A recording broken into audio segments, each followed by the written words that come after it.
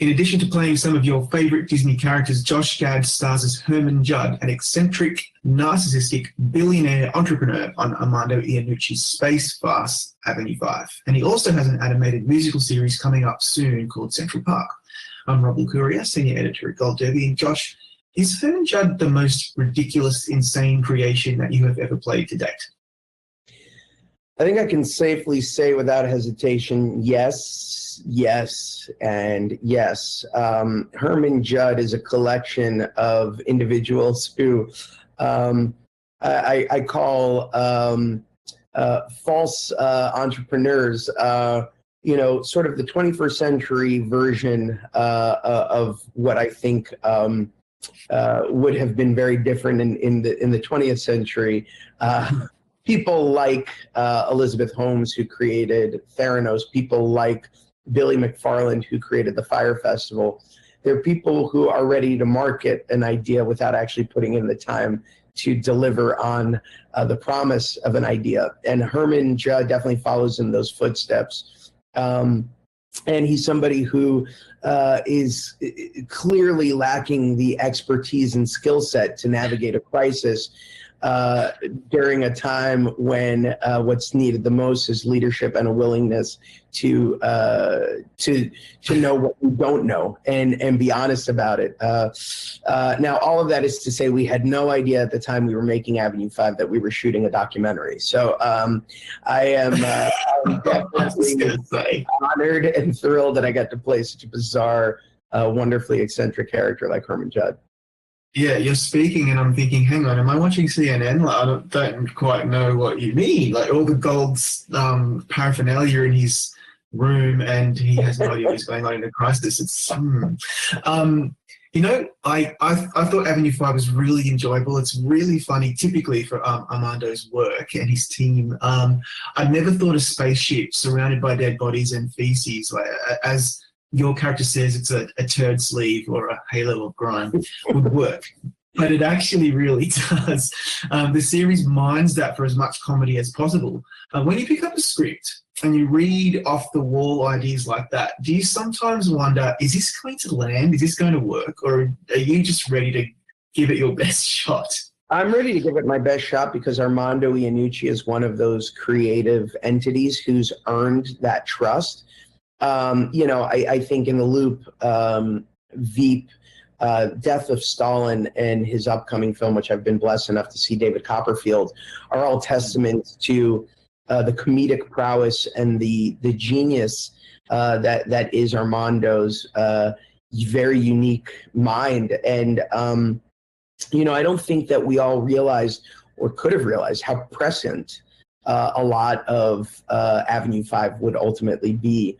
But Armando seems to have his finger on the zeitgeist before the zeitgeist even knows what's coming its way, and Avenue 5 is no exception. I can't tell you how many emails and direct messages and tweets I've been bombarded with people telling me how insanely accurate so much of what we did on the show would end up being. For instance, the penultimate episode, which is such masterful comedy and storytelling on Armando's part and the creative team, deals with a bunch of passengers not believing that the threat of existential crisis that they're faced with is real.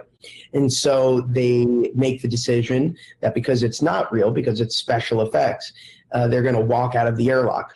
And even when they see their fellow passengers freeze and disintegrate in space, it doesn't ultimately lead them to make a different decision.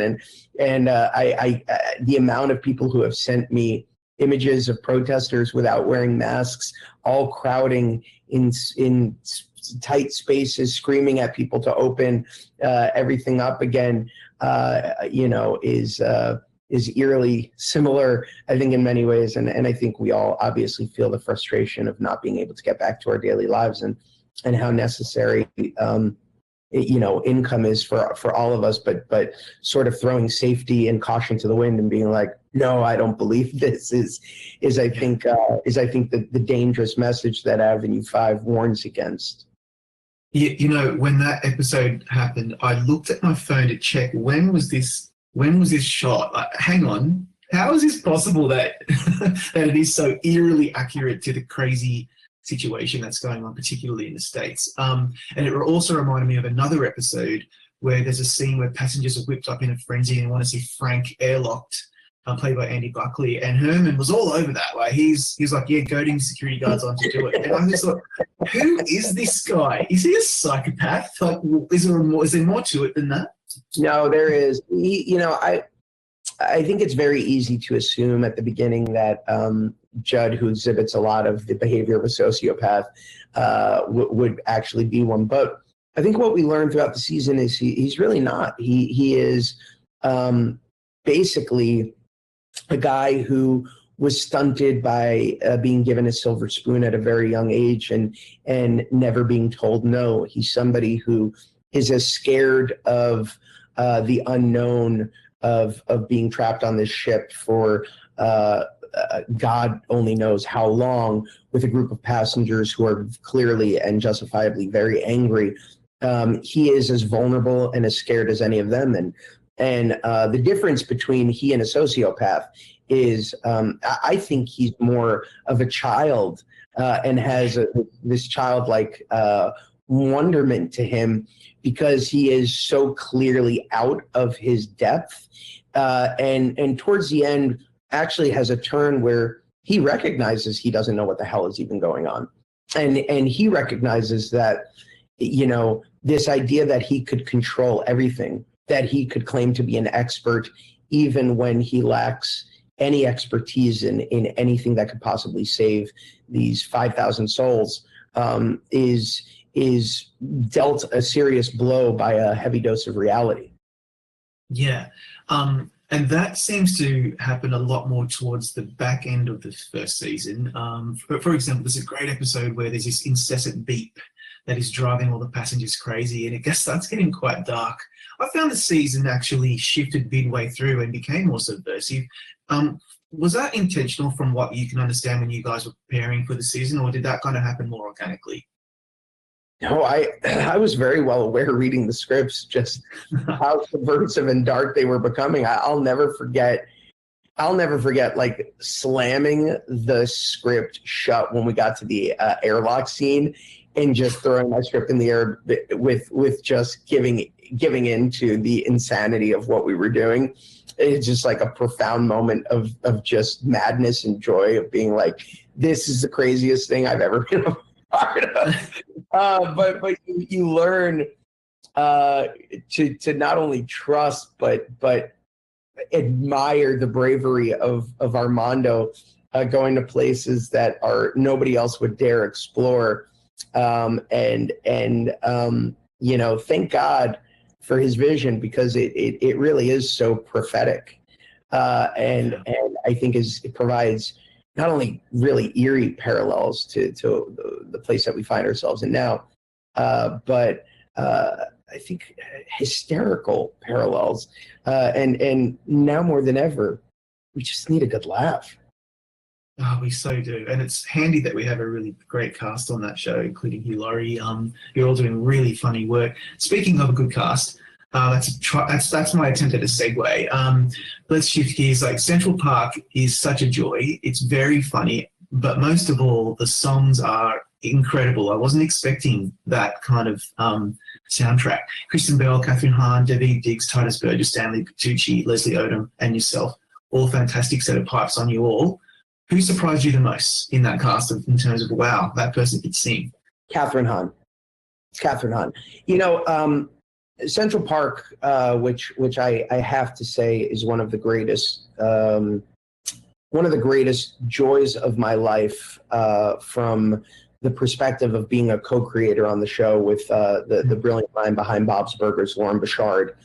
It's something I've been working on for over 2 years to bring to life. And when we started, my mandate was, we're doing a musical. We're not doing a show with music. We're not doing a spoof of musicals. We're doing a musical. And that means that every song better be damn good, and every song better be an expression of emotion, or a storyline or something that demands to be sung instead of spoken. And when we started with that objective, there was a lot of pushback because obviously there are a lot of moving parts to creating a musical, both from the songwriting to executing the singing to the animation that goes into that. And the first thing that was clearly important to me was we better get a cast that isn't going to have to fake it week to week. And so I called in the Avengers of musical theater, Leslie Odom Jr., Daveed Diggs, both Tony Award winners for Hamilton, Titus Burgess, who's beyond brilliant in everything he does, my friend Kristen Bell, and co-star from Frozen. And then the sort of question marks, but we knew we wanted them more than anything, were Catherine Hahn and Stanley Tucci, who weren't known necessarily for singing. Stanley has acquitted himself brilliantly and not only creates, I think, one of the funniest characters on TV, but sings the hell out of the songs he's given. But Catherine Hahn is such an extraordinarily gifted singer, and I'm pissed that she's been hiding this gift for so long because she is so exquisitely good. And you know, the operative word that you said, and it makes me so happy, is joy. This show is meant to be an infusion of joy. And again, like Avenue 5, I don't think we realize how necessary that would be right now. But it is a joyful love letter to a city that desperately needs it right now, New York, at a time when humanity needs it the most. And as the great musicals do, I think it lifts your spirits and lifts your soul to a place that you didn't even realize you needed it to go. Absolutely. And obviously you've got such a great background in musical theatre and also in musical movies. Can we go back to when you were nominated for the Book of Mormon in 2011? Take us back to that time in your career. What do accolades like that mean to you as a professional and personally? It's everything. You watch as a kid, you watch all the award ceremonies, you watch the Academy Awards, you watch the Emmys, you watch the Tonys, and you dream that you'll be up there on that stage one day giving a speech, right? Because it's validation for by your colleagues who you admire so greatly for the work that you have done that's been recognized by them. At that time, being nominated for a Tony Award, growing up a giant musical theater fan, was earth-shatteringly cool. I mean, I didn't realize that life could get any better than that. And the true joy is getting to do the work. It's icing on the cake of being recognized for the work by again, people you admire so greatly. It really is just an amazing thing to be given, a great honor to be given by anybody. Now, I know a lot of people obviously want to talk to you about Frozen. My only question about Frozen, because we could literally spend all day on that alone. Anyone who has kids knows what that means. What's a really good example of how that movie completely changed your life back in 2013 after it became a global phenomenon? You know, I'm not going to lie. I went into Frozen with reasonably low expectations. You know, at that time, Disney had sort of been living in the shadow of Pixar, and a Disney film, I think, didn't have the same weight as it necessarily did when I was growing up. Then a movie called Tangled came out, and Princess and the Frog showed that Disney wasn't going anywhere, and that they were there to play ball. So I definitely knew that the possibilities were good for people to hopefully embrace our film. But more than anything, it was an opportunity for me to live out my dream of doing something akin to a performance that changed my life, Robin Williams as the genie in Aladdin. And I'm blessed enough to have gotten to tell him how much that performance meant to me around the time I did Book of Mormon. And I do this movie, and we put it out in the world. And again, I'm sort of thinking, you know, hopefully people enjoy it, and hopefully it doesn't bomb. And then slowly I start getting these crazy messages that people are begging me for merchandise. I'm like, do I look like a real retailer? I'm not. And then I hear personally from Bob Iger that he cannot track down any pieces of merchandise from the film because everything has been sold out for his own grandchildren and children. And I was just, at that moment, I realized something is very strange about this.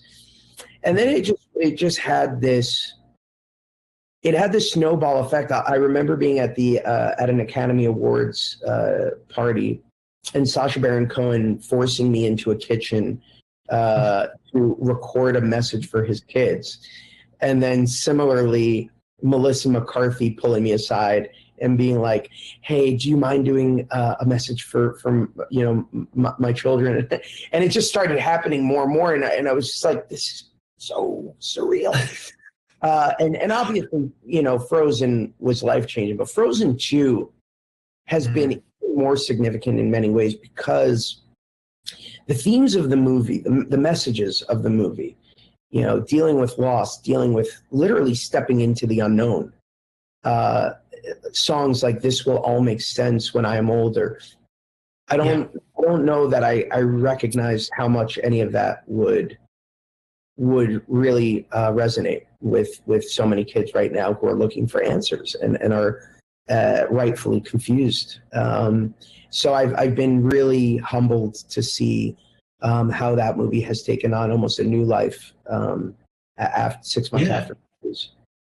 And it's so good that it's it really, to me, it's an equal to the original. It's such a wonderful film, and it's so great to be able to experience that with your kids. Finally, because we've run out of time, but you start as LeFou in the live action revival of Beauty and the Beast, which is to me one of the highlights of your career today. And now you have the prequel that you're working on with Eddie Kitsis and Adam Horowitz, who I spoke to a couple of weeks ago, and they're super excited about what is happening, particularly now that Alan Menken signed on. In like a very short time, what can you tell us without obviously spoiling anything about it for Disney Plus? I can tell you that we just got our first read of the script, and the response was so effusive. I didn't believe it because I've never heard that kind of response.